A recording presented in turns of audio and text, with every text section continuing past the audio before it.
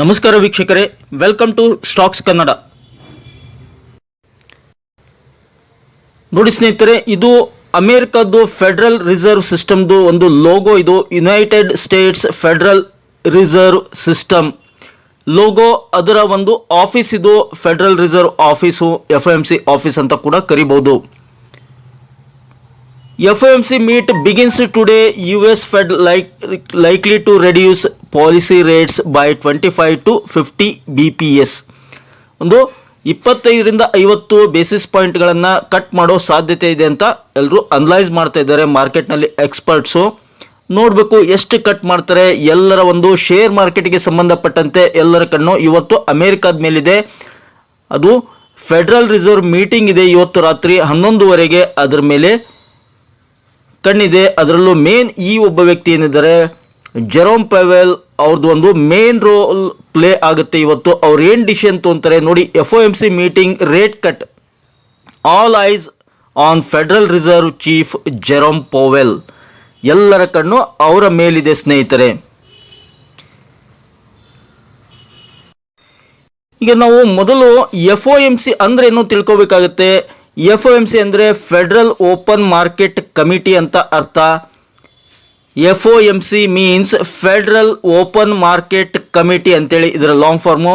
Is the branch of the federal reserve bank that is in charge of short and long term monetary policy decisions. Monetary policy ಅಮೆರಿಕದಲ್ಲಿ ಏನು ತೊಗೊಂತಾರೆ ಅದರ ಒಂದು ಡಿಸಿಷನ್ಸನ್ನು federal open market committee FOMC ಇದೇ main ಒಂದು branch decision making company ಅಂತ ಹೇಳ್ಬೋದು. FOMCದು ಸ್ವಲ್ಪ ಪಾತ್ರ ಹೇಳೋದಾದ್ರೆ ನಾವು ಇಂಟ್ರೆಸ್ಟ್ ರೇಟ್ ಏನು ಅಂತ ಅರ್ಥ ಮಾಡ್ಕೋಬೇಕಂದ್ರೆ ಸ್ವಲ್ಪ ಅದ್ರದ್ದು FOMC ಏನು ಕೆಲಸ ಮಾಡುತ್ತೆ ತಿಳ್ಕೊಳ್ಳೋದು ಒಂದು ಇಂಟ್ರೆಸ್ಟಿಂಗ್ ಫ್ಯಾಕ್ಟ್ ಆಗುತ್ತೆ. Deciding interest rates, the FOMC's decisions can impact how much people pay to borrow and what they receive in savings. Steering the economy, the FOMC's decisions can help prevent recessions and steer the economy toward sustainable growth. Assessing economic conditions, the FOMC reviews economic and financial conditions at their meetings. ಅವರ ಮೀಟಿಂಗ್ನಲ್ಲಿ ಅವನ್ನೆಲ್ಲ decision ತೊಗೊತಾರೆ regarding economic conditions ಮತ್ತು financial ಕಂಡೀಷನ್ಸನ್ನು review ಮಾಡಿಬಿಟ್ಟು ಅದ್ರ ಬಗ್ಗೆ decision ತೊಗೊತಾರೆ.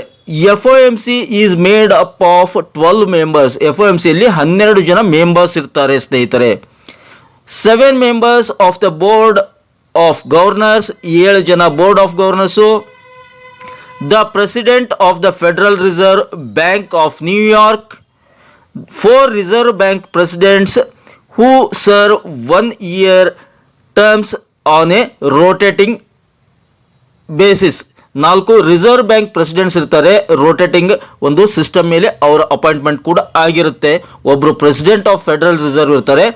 7 ಜನ members of the board of governors ಇರ್ತಾರೆ. ಇವರೆಲ್ಲರಿಗೂ ಹೆಡ್ ಯಾರು ನೋಡಿ. The FOMC holds 8 meetings, regularly scheduled meetings per year. ಒಂದು ವರ್ಷಕ್ಕೆ 8 ಮೀಟಿಂಗ್ಸ್ ಅನ್ನ ಮಾಡ್ತಾರೆ FOMC. The chair of the FOMC is also the chair of the board of governors. ನೋಡಿ, board of governors ಏನಿದ್ದಾರೆ ಅವ್ರಿಗೂ ಕೂಡ ಚೇರ್ ಆಫ್ ದ FOMC ಏನಿದ್ದಾರೆ ಅವರೇ ಹೆಡ್ ಅಂತ ಹೇಳ್ಬೋದು ಇಲ್ಲಿ. FOMC Federal Open Market Committee is the branch of the Federal Reserve Bank that is in charge of short and long term monetary policy decisions. ಇವಾಗ ಎಲ್ಲರಿಗೂ ಚೀಫ್ ಯಾರು, governors ಆಗಿರ್ಬೋದು, ಒಂದು 12 ಜನ ಮೆಂಬರ್ಸ್ ಆಗಿರ್ಬೋದು, FOMC ಫೆಡ್ ಎಲ್ಲರಿಗೂ ಚೀಫ್ ಈಸ್ ದಿಸ್ ಬಾಸ್. ಇವರೇ ಎಲ್ಲರಿಗೂ ಚೀಫ್ ಅಂತ ಹೇಳ್ಬೋದು. Jerome Powell is the chief of FOMC committee. Of course ಎಲ್ಲರೂ ಸೇರಿ ಡಿಸಿಷನ್ನ ಮಾಡ್ತಾರೆ, ಆದರೆ ಮೇನ್ ರೋಲ್ ಇವ್ರದೇ ಇರೋದು. Because he is the chair person of federal reserve ಆಗಿರೋದ್ರಿಂದ ಇವರ ಒಂದು ಮಾತುಗಳು ತುಂಬ ಇಂಪಾರ್ಟೆಂಟ್ ರೋಲ್ ಪ್ಲೇ ಮಾಡ್ತವೆ ಇವತ್ತು ಪ್ರೆಸ್ ಕಾನ್ಫರೆನ್ಸ್ನಲ್ಲಿ ಅಂತ ಹೇಳ್ಬೋದು. ಅಫ್ಕೋರ್ಸ್ 25 ಬೇಸಿಸ್ ಪಾಯಿಂಟ್ ಕಟ್ ಮಾಡಿದರೆ ಅದು ಎಕ್ಸ್ಪೆಕ್ಟೆಡ್ ಇದೆ. ಮಾರ್ಕೆಟು ಹೇಗೆ ರಿಯಾಕ್ಟ್ ಮಾಡುತ್ತೆ ಗೊತ್ತಿಲ್ಲ. 50 ಬೇಸಿಸ್ ಪಾಯಿಂಟ್ ಏನಾದರೂ ಕಟ್ ಮಾಡಿದರೆ ಅದು ಫಂಟಾಸ್ಟಿಕ್ ಇರುತ್ತೆ, ಮೋಸ್ಟ್ ಪ್ರಾಬಬ್ಲಿ ಅಪ್ಸೈಡ್ ಮೂವ್ ಆಗ್ಬೋದು. ಹಾಗೆ ಇಲ್ಲ as it is unstable maintain ಹಾಗೆ ಹೇಗಿತ್ತು ಹಾಗೆ ಮೇಂಟೈನ್ ಮಾಡಿದರೆ, ಯಾವುದೇ ರೇಟ್ ಕಟ್ ಮಾಡಲಿಲ್ಲ ಅಂದರೆ ಮೇಜರ್ ಡೌನ್ಫಾಲ್ ಆಗೋ ಚಾನ್ಸಸ್ ಕೂಡ ಇರುತ್ತೆ.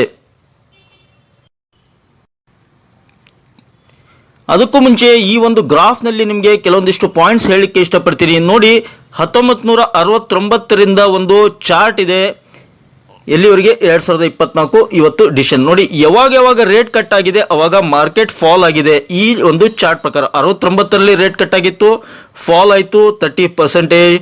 73ರಲ್ಲಿ ರೇಟ್ ಕಟ್ ಆಯಿತು, 45% ಫಾಲ್ ಆಯಿತು. ಹಾಗೆ 81 again fall, 2000 again fall, rate cut ಆಯಿತು, ಅಗೇನ್ ಫಾಲ್ ಆಯಿತು. 2007ರಲ್ಲಿ ರೇಟ್ ಕಟ್ಟು, ಅಗೇನ್ ಫಾಲ್. 2019ರಲ್ಲಿ ರೇಟ್ ಕಟ್ ಆಗಿತ್ತು, ಮತ್ತೆ ಫಾಲ್. 2024 ಅದೇ ರಿಪೀಟ್ ಆಗುತ್ತಾ? ರೇಟ್ ಕಟ್ ಆದರೆ ಫಾಲ್ ಆಗುತ್ತಾ ಮಾರ್ಕೆಟು? Don't know.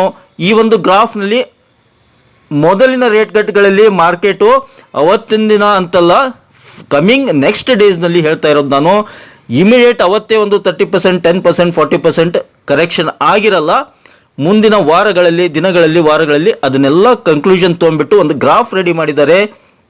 ಯಾವ ಥರ ರೇಟ್ ಕಟ್ಸ್ ಆದಾಗ ಹೇಗೆ ಮಾರ್ಕೆಟ್ ಬಿಹೇವ್ ಆಗಿದೆ, ಯಾವ ಥರ ರಿಯಾಕ್ಟ್ ಮಾಡಿದೆ ಮಾರ್ಕೆಟ್ ಅನ್ನೋದ ಈ ಗ್ರಾಫ್ನಲ್ಲಿ ತೋರಿಸಿದ್ದಾರೆ. ಅದನ್ನೇ ನಿಮ್ಮ ಮುಂದೆ ಇಟ್ಟಿದ್ದೀನಿ. ಇದರಲ್ಲಿ 2000 ಇಸ್ವಿಯಲ್ಲಿ ರೇಟ್ ಕಟ್ ಮಾಡಿದಾಗ ಅಲ್ಲಿ ಕ್ರೈಸಿಸ್ ಇತ್ತು, ಒಂದು ಬಬಲ್ ಅಂತ ಕ್ರೈಸಿಸ್ ಇತ್ತು, ಅದಕ್ಕೋಸ್ಕರ ಕರೆಕ್ಷನ್ ಆಗಿರ್ಬೋದು. 2007ರಲ್ಲಿ ಒಂದು ಬೇರೆ ಪ್ರಾಬ್ಲಮ್ನಿಂದ ಮಾರ್ಕೆಟ್ ಕರೆಕ್ಷನ್ ಆಗಿರ್ಬೋದು. 2019ರಲ್ಲಿ ಕೋವಿಡ್ನಿಂದ ಕರೆಕ್ಷನ್ ಆಗಿರ್ಬೋದು. ಬೇರೆ ರೀಸನ್ಸ್ ಇರ್ತವೆ. ರೇಟ್ ಕಟ್ ಒಂದೇ ರೀಸನ್ ಅಂತ ಹೇಳಲಿಕ್ಕೆ ಅಸಾಧ್ಯ ಆಗುತ್ತೆ. Don't know. 2024 ಇವಾಗ 2024ರಲ್ಲಿ ರೇಟ್ ಕಟ್ ಮಾಡ್ತಾ ಇದ್ದಾರೆ.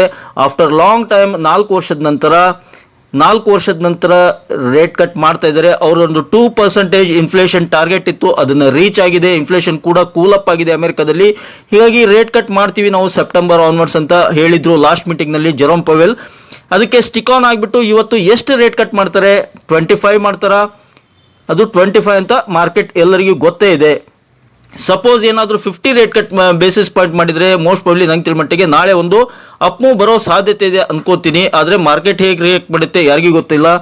Because finally market is the boss. ಇದೊಂದು ಗ್ರಾಫ್ ನಿಮ್ಗೆ ಗೊತ್ತಿರಲಿ ಅಂತ ನಿಮ್ಮ ಮುಂದೆ ಇಟ್ಟಿದ್ದೀನಿ ಸ್ನೇಹಿತರೆ.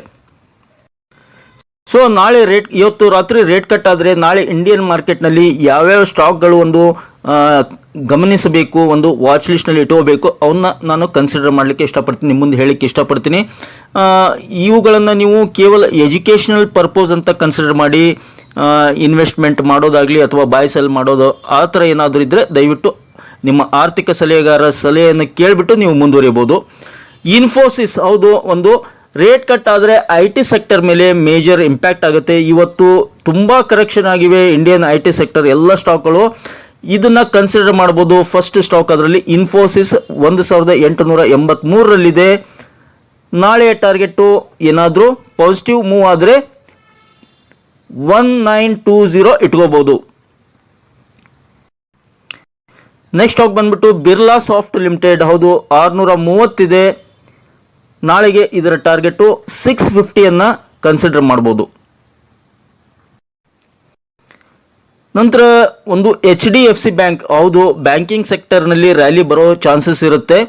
ಯಾಕೆಂದರೆ ರೇಟ್ ಕಟ್ ಆದಾಗ ಮೇಜರ್ ಇಂಪ್ಯಾಕ್ಟ್ ಆಗೋದು ಬ್ಯಾಂಕಿಂಗ್ ಸೆಕ್ಟರ್ ಮೇಲೆ, ಫಿನಾನ್ಷಿಯಲ್ ಸೆಕ್ಟರ್ ಮೇಲೆ. ಹೀಗಾಗಿ ಬ್ಯಾಂಕಿಂಗ್ ಸೆಕ್ಟರ್ನಲ್ಲಿ HDFC ಬ್ಯಾಂಕನ್ನು ಚೂಸ್ ಮಾಡ್ಬೋದು. 1694ರಲ್ಲಿದೆ. ನಾಳೆ 1730, 1750 ಈ ಟಾರ್ಗೆಟನ್ನು ಇಟ್ಕೋಬೋದು. ಶ್ರೀರಾಮ್ ಫೈನಾನ್ಸ್ ಲಿಮಿಟೆಡ್ 3574 ಇದೆ. ನಾಳೆ 3650 ರೀಚ್ ಆಗೋ ಚಾನ್ಸಸ್ ಇದೆ. ನೆಕ್ಸ್ಟ್ ಬಂದ್ಬಿಟ್ಟು ಹಿಂಡಾಲ್ಕೋ ಇಂಡಸ್ಟ್ರೀಸ್ ಲಿಮಿಟೆಡ್, ಹೌದು, 682ರಲ್ಲಿದೆ. 700 ಟಾರ್ಗೆಟನ್ನು ಕನ್ಸಿಡರ್ ಮಾಡ್ಬೋದು ನಾಳೆಗೆ. ಮತ್ತು finally SBI, state bank of India, ಹೌದು, 792ರಲ್ಲಿದೆ. ನಾಳೆ 800 ಕ್ರಾಸ್ ಆಗೋ ಎಲ್ಲ ಚಾನ್ಸಸ್ ಇದೆ. ಈ 6 ಸ್ಟಾಕ್ಗಳನ್ನು ವಾಚ್ ಲಿಸ್ಟ್ನಲ್ಲಿ ಇಟ್ಕೊಂಡಿರಿ, ಗಮನಿಸಿ. ದಯವಿಟ್ಟು ಬೈ ಮಾಡೋದು ಆಗಲಿ F&O ಟ್ರೇಡ್ ಮಾಡೋದಾಗಲಿ ಮಾಡಲಿಕ್ಕೆ ಹೋಗಬೇಡಿ. ಕೇವಲ ಸ್ಟಡಿ ಪರ್ಪೋಸ್ ಅಂತ ಕನ್ಸಿಡರ್ ಮಾಡಿ. ಏನಕ್ಕೆಂದರೆ ನಿಮಗೆ ಗ್ರಾಫ್ನಲ್ಲಿ ತೋರಿಸಿದ್ದೀನಿ. ಮೋಸ್ಟ್ ಪ್ರಾಬಬ್ಲಿ ಫಾಲ್ನೂ ಆಗ್ಬೋದು, ಹೇಳೋಕ್ಕೆ ಬರಲ್ಲ. ರೇಟ್ ಕಟ್ ಆದಾಗ ಏನಾದರೂ ಮಾರ್ಕೆಟ್ಗೆ ಅಗೇನ್ಸ್ಟ್ ನ್ಯೂಸ್ ಬಂದರೆ ಅವ್ರ ಪ್ರೆಸ್ ಕಾನ್ಫರೆನ್ಸ್ನಲ್ಲಿ ಏನು ಹೇಳ್ತಾರೆ ನನಗೂ ಗೊತ್ತಿಲ್ಲ, ಅವ್ರಿಗೆ ಗೊತ್ತಿರುತ್ತೆ ಅದು. ಹೀಗಾಗಿ ನಾವು ಪ್ರೆಡಿಕ್ಟ್ ಮಾತ್ರ ಮಾಡ್ತಾ ಇದ್ದೇವೆ, ಅನಲೈಸ್ ಮಾಡ್ತಾ ಇದ್ದೇವೆ. ಇದು ಕೇವಲ ಪ್ರೆಡಿಕ್ಷನ್ ಮಾತ್ರ, ಇದನ್ನೇ 100% ಅಂತ ಕನ್ಸಿಡರ್ ಮಾಡಲಿಕ್ಕೆ ಹೋಗಬೇಡಿ. ಐ ಹೋಪ್ ಈ ಒಂದು ಮಾಹಿತಿ ನಿಮ್ಗೆ ಇಷ್ಟ ಆಗಿದೆ ಅಂದ್ಕೊಂಡಿದ್ದೀನಿ. ಇಷ್ಟ ಇದ್ದರೆ ಮತ್ತಿನ್ನೇ ತಡ ಬೇಗ ಚಾನಲ್ಗೆ ಸಬ್ಸ್ಕ್ರೈಬ್ ಮಾಡಿ, ಹಾಗೆ ಕಮೆಂಟ್ ಬಾಕ್ಸ್ನಲ್ಲಿ ಕಮೆಂಟನ್ನು ಡ್ರಾಪ್ ಮಾಡ್ತಾ don't forget to hit the like button. Thank you friends, thank you all.